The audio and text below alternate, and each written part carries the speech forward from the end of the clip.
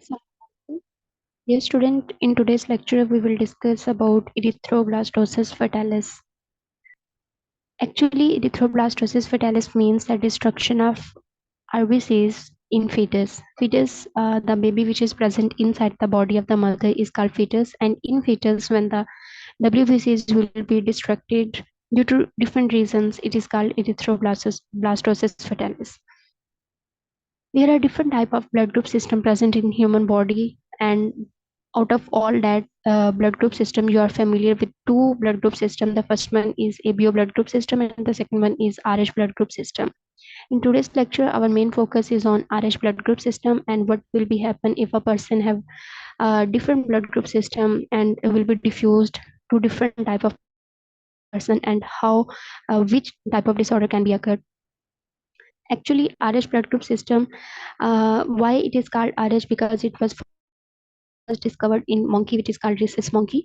So if a person have a positive blood group, it means that person have RH antigen, and if a person have negative blood group, it means that person not have any RH antigen. Okay, so RH antigen अगर present नहीं होगा, it means there will be no agglutination. If the agglutination will be done, will be occurred, it means the person have a positive blood group. So our main focus is on the our main focus is on erythroblastosis fetalis. But first we will discuss in the world how many people have positive blood group. If we are talking about the white people, they have 85% RH antigen. It means they have positive blood group, and 96% black people have RH antigen. It means they have positive blood group, and 99% of Asian people have RH antigen. So, we are discussing about the erythroblastosis fetalis. It means a mother have negative blood group, and the father have a positive blood group, and the baby have positive blood group as well. तो इस case में क्या होगा, क्योंकि जो baby है और mother है, इन दोनों के दरमियान एक कनेक्शन होता है प्लेसेंटा के जरिए, क्योंकि जब तक बेबी मदर की बॉडी में होता है वो मदर से ही न्यूट्रिशन लेता है, ठीक है, मदर से ही वो उसी की बॉडी के अंदर गैसेस एक्सचेंज कर रहा होता है, उसके लंग्स फंक्शन नहीं होते तो वो ऑक्सीजन भी मदर से ही लेता है, ठीक है। बट बेबी का जो ब्लड है वो कभी भी मदर के ब्लड के साथ मिक्स नहीं होता।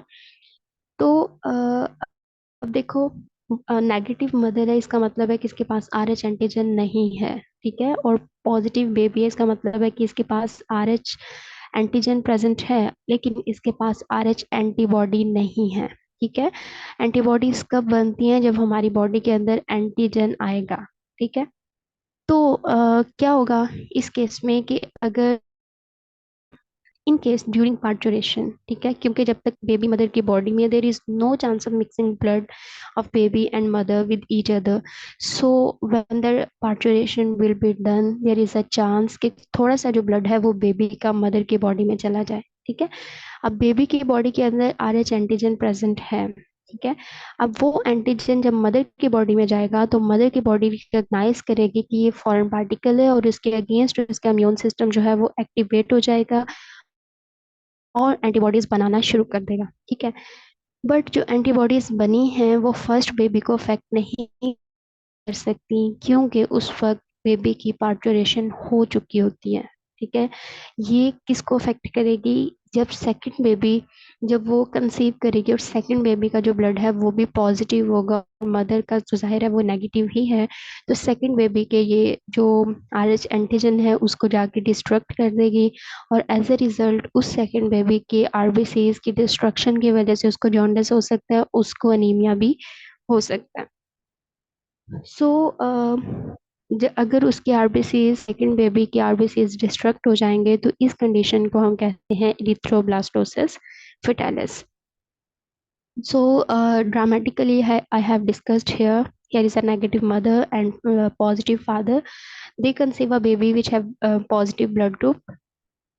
पहले क्या होगा कि बेबी के जो RH एंटीजन है वो मदर की बॉडी में चले जाएंगे, ठीक है। उसके बाद जो मदर का इम्यून सिस्टम है वो एक्टिवेट होगा और एंटीबॉडीज बनाना स्टार्ट कर देगा, ठीक है। अब ये जो एंटीबॉडीज हैं सेकंड प्रेगनेंसी में मदर के अंदर जो एंटीबॉडीज बनी थी वो बेबी के अंदर जाना स्टार्ट हो जाएंगी, और बेबी के अंदर जाके उसके एंटीजन को, RH एंटीजन को ख़त्म करना स्टार्ट कर देंगे, क्योंकि वो यही शो करेगी कि ये फॉरेन पार्टिकल है और इसको हमने ख़त्म करना है। ठीक है।